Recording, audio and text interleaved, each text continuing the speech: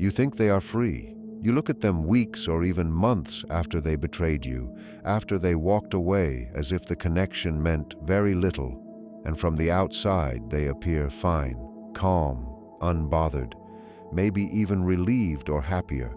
Meanwhile, you are the one left sitting in the aftermath, overwhelmed by emotion, trying to hold yourself together through something that feels like it is breaking you from the inside out. It creates a painful contrast in your mind because it seems like they escaped while you are the one suffering, and that difference starts to feel like proof that they are okay and you are the one who lost. But what you are seeing is not the full reality of what is happening beneath the surface. What looks like peace on the outside is often just emotional shutdown on the inside, a temporary state where the system is protecting itself from feeling the full weight of what has actually been lost. When someone with avoidant patterns disconnects through betrayal, withdrawal, or emotional replacement, their nervous system often enters a short-lived state of relief rather than immediate grief. It interprets distance as safety, not loss, because closeness may have felt overwhelming or emotionally demanding to them over time. In that moment, the brain releases chemicals linked to relief and control, creating a false sense of freedom. They feel lighter, not because they have processed anything deeply, but because the emotional pressure they were unconsciously carrying has been switched off. Empathy becomes less accessible in that phase, not because it disappears entirely, but because the nervous system prioritizes protection over emotional processing. So they begin to construct a story that justifies the distance, convincing themselves that the relationship was too much, too intense, or not right for them, because that narrative allows them to feel stable while avoiding emotional collapse. What they do not realize is that something deeper was formed during the connection that goes beyond conscious awareness. You were not just a partner or someone they were emotionally involved with. You became part of their internal regulation system. Through your emotional presence, your awareness, and your ability to understand and respond to subtle shifts, you created a stabilizing effect on their nervous system. When they were anxious, your calmness softened their intensity. When they were emotionally shut down, your presence still created a sense of safety. When they were overwhelmed, your understanding gave them space to settle without pressure. Over time, this becomes a form of co-regulation, where the nervous system begins to rely on another person as an external anchor, even if the mind never consciously acknowledges it. It is not dependence in the emotional sense they would recognize, but a biological pattern that develops through repetition and emotional safety. So, when they leave, they are not just leaving a relationship. They are disrupting a regulatory system their body had adapted to. At first, this does not feel like loss to them. It feels like freedom. It feels like space to breathe, space to regain control, space to return to themselves without emotional pressure. But this phase is misleading because it is driven by relief, not integration. Once that initial relief settles, the nervous system begins to search for the familiar signals it had grown used to, not in a conscious emotional way, but in subtle physiological ways. There is a quiet sense of something missing, moments of inner restlessness, emotional flatness that does not fully make sense, or discomfort in situations that should feel neutral. It is not always recognized as grief, but it is the body reacting to the absence of a stabilizing presence it once relied on. This is where internal conflict begins to form. On one side, there is the story their mind tells them, that leaving was the right choice, that they are better off, that the connection was too intense or too demanding. On the other side, there is the nervous system quietly registering that something regulating is gone. This creates an inner split where they may feel pulled back toward memories of you while simultaneously resisting anything that brings emotional vulnerability too close again. So their behavior can become inconsistent. sometimes leaning toward curiosity or reconnection, other times pulling away again as defense mechanisms activate. It is not clarity guiding them, but tension between avoidance and biological familiarity. Meanwhile, you are trying to make sense of something that feels deeply personal and confusing. It seems like they left because you were too much, or because what you offered was not enough, or because the connection itself was flawed in some fundamental way. But from a more psychological perspective, it was not about your value being insufficient. It was about their capacity to stay emotionally regulated in sustained closeness. The connection may have required a level of presence and emotional responsibility that exceeded what they were consistently able to hold, and instead of facing that internal limitation, distance became the coping strategy. Over time, this realization shifts everything, because what feels like rejection begins to reframe into something more accurate: incompatibility between emotional depth and emotional avoidance, not as a judgment of worth, but as a difference in capacity and readiness. And while they may continue to move through their own internal cycles of relief, resistance, curiosity, and avoidance, your path slowly detaches from needing their understanding or validation. The focus shifts away from whether they recognize what was lost and toward whether you can recognize what you were bringing into the connection in the first place. And that is where the real shift happens. Because what you offered was not imaginary or exaggerated by emotion. It was real presence, real attunement, real emotional impact. But the most important realization is that none of that needs to be confirmed by someone else in order to be valid. But to an avoidant mind, what happened wasn't experienced as madness or emotional destruction in the way you feel it. Internally, it was interpreted as survival. To understand this, you have to understand what can be called an intimacy threshold. Imagine every person has a container for emotional closeness, but for someone with avoidant patterns, that container is much smaller and more fragile than it appears from the outside. They still desire connection like anyone else, but their capacity to hold sustained emotional intensity without triggering internal alarm is limited. At first, when you entered their life with depth, consistency, and emotional attunement, it felt good to them. It felt safe in a way they may not have experienced before. But as closeness increased, as emotional exposure deepened, and as the bond became more real, something inside their system began to register it differently. What felt like safety to you slowly began to feel like pressure to them, not because you changed, but because their internal threshold was being exceeded. From your side, closeness is naturally associated with safety, bonding, and emotional security. But from their side, when that threshold is crossed, the nervous system can interpret intimacy as loss of autonomy or even emotional engulfment. It can feel like identity is being threatened rather than connection being built. This is where the fear response becomes activated, not at a conscious level of reasoning, but at a primal level within the amygdala. A signal of threat gets triggered and the system shifts into protection mode. The urge is no longer to stay and communicate, but to escape and reduce emotional intensity as quickly as possible. The painful part is that they often cannot articulate this experience clearly, even to themselves. They simply feel overwhelmed, compressed, or internally trapped without being able to fully explain why. Because of that internal discomfort, they begin to restructure the story in their mind in order to justify distance. This is where deactivation strategies emerge. Their brain starts scanning for reasons that validate withdrawal.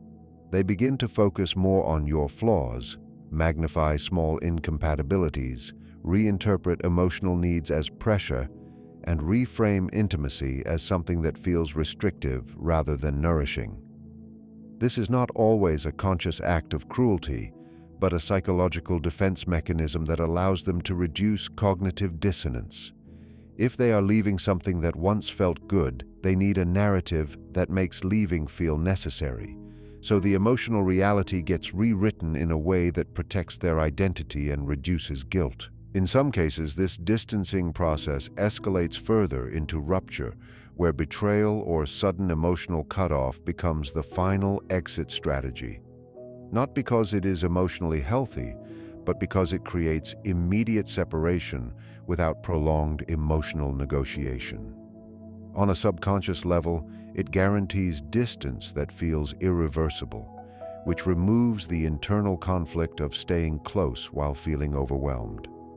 It becomes a way of forcing an ending that they could not emotionally tolerate initiating in a direct and vulnerable way.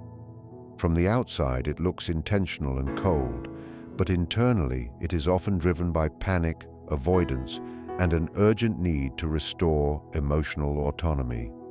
The tragedy in this pattern is that what they are trying to escape is not only the relationship but the intensity of their own nervous system activation.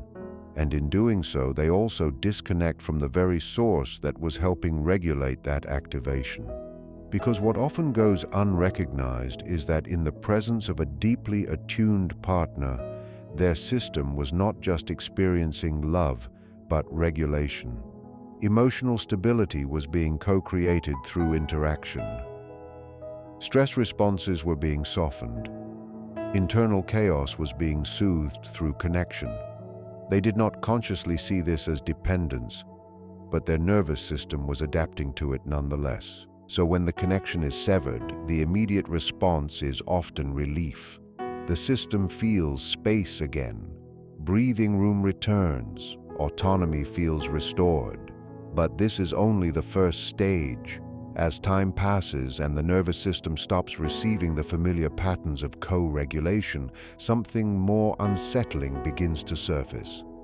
The absence of that stabilizing presence is not experienced as a clear emotional memory at first, but as subtle dysregulation, restlessness, irritation, numbness, a background sense that something is off, even if it cannot be named. This is where the mind begins to struggle to make sense of what is happening, because consciously, they may still believe they made the right decision. They may still believe they needed freedom, space, or distance, but physiologically, the system starts reacting to the loss of something it had adapted to. And when a nervous system loses a consistent regulatory input, it does not immediately label it as grief. It often registers it as anxiety without a clear source, as emotional static, as an internal imbalance that feels like it should be solvable, but is not. Over time, the brain begins attempting to resolve this imbalance by searching for substitutes, distraction, new connections, external stimulation, anything that can replicate the intensity or regulation of what was lost. But comparison becomes unavoidable. Every new interaction is unconsciously measured against the strongest emotional imprint that came before it. And if the previous connection carried depth, attunement, and emotional precision, then surface-level interactions begin to feel flat in contrast. Not necessarily because they lack value, but because the nervous system remembers a different level of engagement. And this is where the internal conflict deepens. Because on one side, there is the desire to move forward, avoid vulnerability, and maintain emotional independence. But on the other side, there is a physiological memory of regulation that is no longer accessible. The result is often not resolution, but oscillation. A pull between distancing and searching, between avoidance and longing, between control and subtle internal emptiness that does not fully resolve. Meanwhile, for you, the experience carries an entirely different emotional weight. It feels personal, painful, and confusing because you experience the connection through emotional depth and sincerity.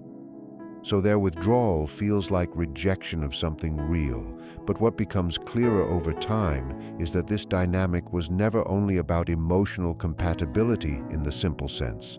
It was also about nervous system capacity, emotional tolerance, and differing thresholds for intimacy and vulnerability. And as difficult as that realization is, it slowly shifts the meaning of what happened. Not into something that removes pain instantly, but into something that brings clarity. Because what you begin to see is that you were not simply too much, and they were not simply bad or indifferent. Instead, you were operating from depth, consistency, and emotional openness, while they were operating from protection, limitation, and fear of internal overwhelm. And when those two systems collide without balance or awareness, separation is often not just likely, but inevitable. To an avoidant mind, what happened is not experienced as madness or senseless destruction, but as survival. And to understand that internal logic, you first have to understand the concept of an intimacy threshold. Imagine every person has an internal container for emotional closeness, but for someone with avoidant tendencies, that container is significantly smaller and more easily overwhelmed than it appears from the outside. They still want connection, like everyone does, but their nervous system has a limited capacity to hold sustained emotional intensity without triggering a threat response. At first, when you entered their life with depth, presence, and emotional attunement, it felt nourishing to them. It felt like something they had been missing for a long time. But as the connection deepened, as emotional closeness increased, and as vulnerability became more consistent, their internal system began to interpret that same closeness differently. What once felt safe slowly began to feel like pressure, not because you changed, but because their threshold was being exceeded. From your perspective, intimacy naturally creates safety, bonding, and emotional grounding. But for them, when that threshold is crossed, the nervous system can interpret closeness as loss of autonomy or even emotional engulfment. It stops feeling like connection and starts feeling like internal suffocation. This is where the amygdala-driven threat response can activate, not through rational thought, but through instinct. A sense of urgency arises internally, not always clearly understood, but strongly felt, pushing them toward distance as a form of emotional regulation. The uncomfortable part is that they often cannot articulate this experience in a healthy or conscious way. They don't have the language for "I feel overwhelmed by closeness." So instead they experience it as irritation, emotional pressure, or the vague need to escape. To make sense of that discomfort, the mind begins to construct a protective narrative. This is where deactivation strategies come in. Instead of acknowledging vulnerability or internal overwhelm, their perception of the relationship begins to shift. Focus moves toward your imperfections. Emotional needs start to feel like demands, and what once felt like intimacy begins to be reframed as suffocating or too intense. This is not always deliberate cruelty, but a psychological defense that reduces internal conflict. Because leaving something that once felt good creates cognitive dissonance, the mind adjusts the story so that leaving feels justified, even necessary. In some cases, this process escalates into rupture behaviors like sudden withdrawal, emotional cutoff, or even betrayal. Not because those actions are emotionally healthy, but because they create immediate and irreversible separation. On a subconscious level, this guarantees distance without requiring prolonged emotional confrontation. It becomes a way to force an ending they could not tolerate expressing directly. From the outside, it appears cold or intentional, but internally, it is often driven by overwhelm, avoidance, and an urgent need to restore a sense of control over their own emotional state. It is not just heartbreak in their mind. It feels like an injury to their identity, a sudden disruption to the internal story they have always relied on. Deep down, the avoidant often carries an unspoken assumption that people will always want them more than they want others. That belief acts like armor, It protects them from feeling rejected, from confronting emotional vulnerability, and from acknowledging dependence. But when the one person who once loved them most becomes emotionally detached, something inside that framework collapses. Your silence becomes louder than any argument, any explanation, or any final conversation ever could. It communicates without words that you have seen the pattern clearly.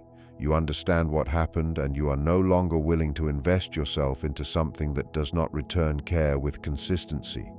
That realization cuts deeper than conflict because it removes their ability to frame themselves as the one in control of connection. From their perspective, this shift is disorienting. They check for access points that used to be open to them and find nothing. No emotional response to pull on, no immediate reaction to their presence, no reassurance that they still occupy space in your inner world. If they see you moving forward, calm, or even happy, it reinforces a truth they were never emotionally prepared to face. They are not irreplaceable. The dynamic they once took for granted is no longer available. The attention they once received without question is no longer being offered automatically. This creates an internal reaction that is not always visible externally, but it is deeply felt. It is not simply loss of a person, but loss of emotional position, loss of influence, and loss of certainty in how they fit into your life. For someone with avoidant patterns, overt conflict is easier to process than silence. Anger still means connection. Emotional reactions still mean relevance. But being met with indifference, being treated as someone who no longer holds emotional weight, forces a confrontation with something far more uncomfortable: insignificance.